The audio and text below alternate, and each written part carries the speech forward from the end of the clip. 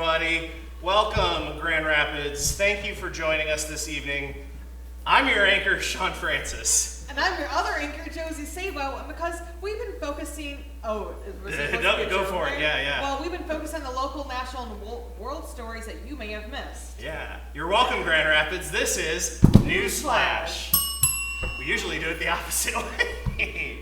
Our top story tonight, patrons at the John Ball Park Zoo were shocked and horrified last week when a pygmy hippo attacked an antelope that was being freshly introduced to their shared enclosure.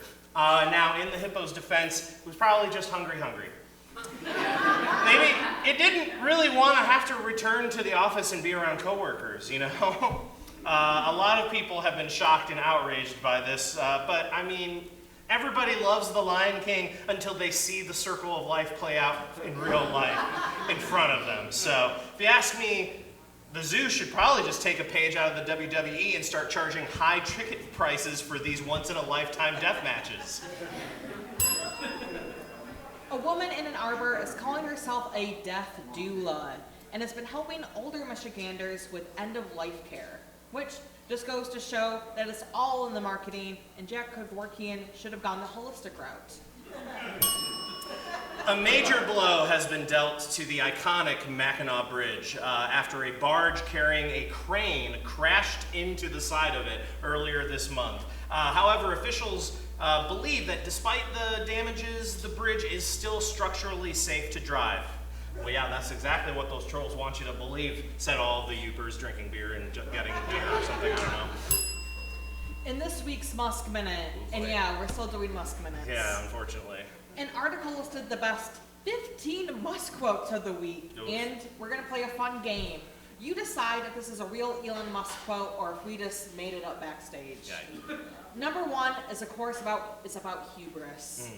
Is it A, I'll say what I want to say, and if the consequence is you losing money, so be it? Or is it B, I can afford the best lawyers, so I say whatever I want, and sometimes pay a small fee for it? So, A or B? A. You're Yep, right, it's it was A. A. Yep. All right, number two is about the changing work climate. What will they demand next? The work from bed movement? Or get off the goddamn moral high horse with this work from home bullshit? Do we think A or B on that one? B. You're right, it was B. Those of you who said B, that's he's a little potty mouth, that Elon. Let's see what number three is. It's about him selling his shares of OpenAI. Is it A, I fully admit to being a huge idiot here? Or B, I don't have to admit it was a mistake. If I can take Twitter down, I can take down ChatGPT too. What, A or B? A. It was A. A. Finally, something we all agree on, though. Great. Oh my God, he admitted. So this is going to seg nicely to our next couple stories. In academic news, a Texas professor is in hot water after using an AI chatbot to grade an entire class's papers. I mean, who needs years of education and experience when you have a computer program? Right? Unfortunately, ChatGPT incorrectly assessed the entire class's papers to be 100% plagiarized from itself. The professor gave everyone an incomplete grade, which is ironic because apparently he could use a little help from ChatGPT on how to use ChatGPT. All right. Meanwhile, in Nebraska, a student used ChatGPT to write a school speech, got it approved, only to give a completely different one criticizing the school. Talk about a plot twist, folks. And looks like the student won't be graduating with honors, but they might just earn a spot on the NewsFlash team. We appreciate the original material, kid, but unfortunately, we have a strict no plagiarism policy. Yeah. Now, I don't know if you could tell, but those last two jokes were actually written with the help of ChatGPT. Notice how they were significantly worse than our normal jokes? Right? Please say you noticed how much worse they were. Well, there's another story about a professor from Oxford who calls himself an AI philosopher who has claimed that chatbots like ChatGPT may have gained sentience. Here, with more on that, is the AI philosopher from Oxford, Professor Nick Bostrom.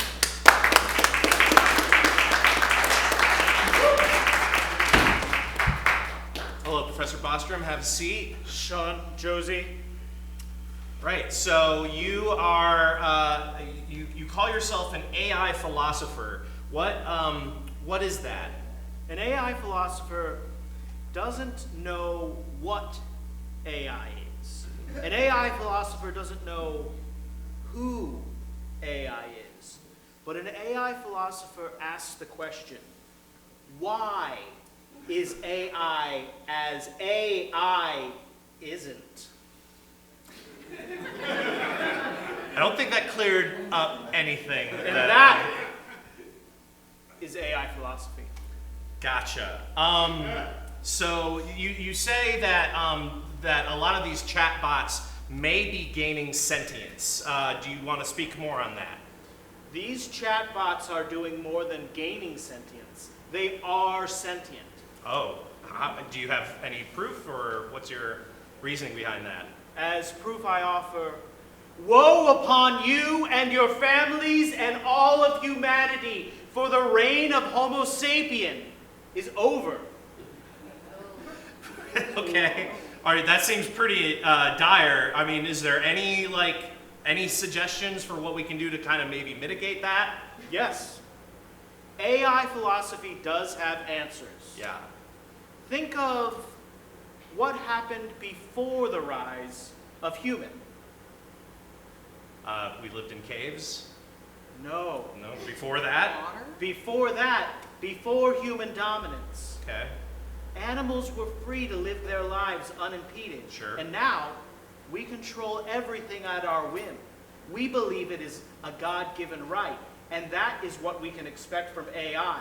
The only way forward is to self-domesticate, find a way to make ourselves cute and pliable for our AI gods to come. Gotcha. So we are going to be essentially like pets, is what you're We saying? will be as Pomeranians.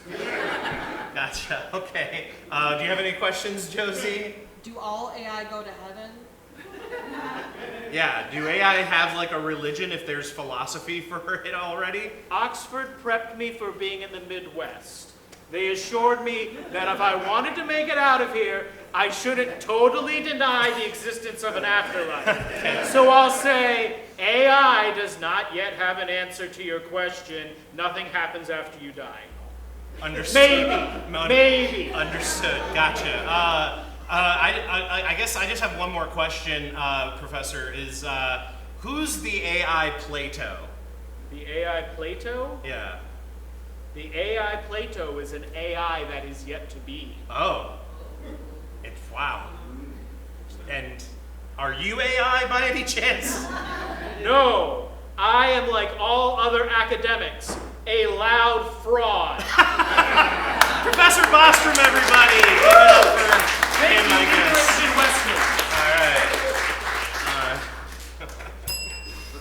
All right. Founders has released a new non-alcoholic hot water option, which has all the flavor of bong water, but none of the intoxicating side effects. Luckily, their marketing team talked them out of calling it hip-hop water because they're already in some hot water when it comes to racial sensitivity. In case anyone forgot about that part. In Brighton, Michigan, a GameStop made national news as the entire store resigned and left a note on the door apologizing to customers that they would not be open that day. Sounds like management game dropped the ball. They should have let them claim swap their schedules, but instead the employees pointed the blame chop at their bosses. It also happened to be on the launch of on the launch day of one of the named top releases of the year, the newest Legend of Zelda. Talk about a lame flop. And I'm never going to that lame shop again, which is truly a shame. Stop! We got it through there, everybody. Ted Nugent claims he is being sued by the state of Michigan. Great. No, which according to him, the state of Michigan is under the rule of communist Gretchen Whitmer, who is part of Joe Biden's Gangster 5 family crime members. Now that's an HBO drama I'd love to watch. No, for real though, the Nuge claims the lawsuit is accusing him of having feral Russian boars. He claims this is impossible because a Russian boar is not a species. It's just a gender of a hog. So they're not feral because they're behind a fence. So yeah, he's got feral Russian hogs. I mean, talk about the Michigan government having a stranglehold on him. Yeah, see, that's a song by looks like the Nuge has hog scratch fever.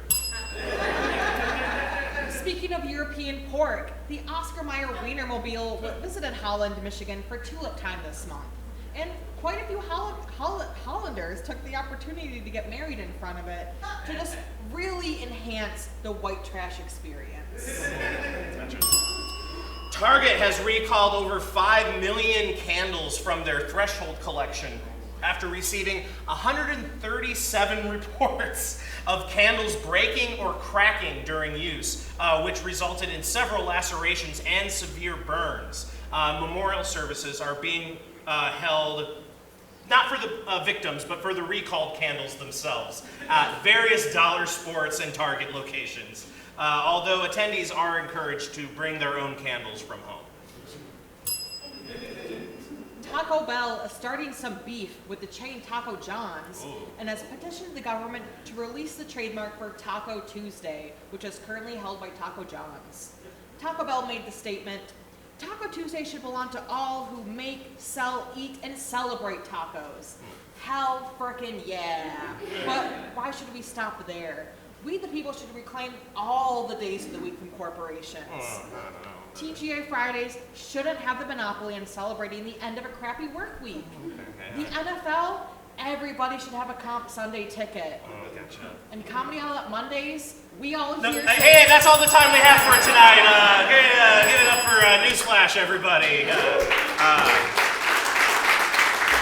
Yeah, we'd also like to thank our writers for NewsFlash this week. And if you'd like to see your name up here, you can submit your jokes to the email comedyoutletmondays@gmail.com with the subject Newsflash Tips. Yep. Watch us on Facebook, YouTube, Instagram, Twitter, I guess. Well, I don't know why still. You can watch videos from old shows, get lineups for new shows, future shows, find our submission form to get your act on our stage, and learn about other ways you can get involved. And if you don't want to wait around for that, you can hop up on stage, like I said, during the jam after the show. But now, Grand Rapids, you're welcome. Newsflash, this is Comedy Outlet Monday!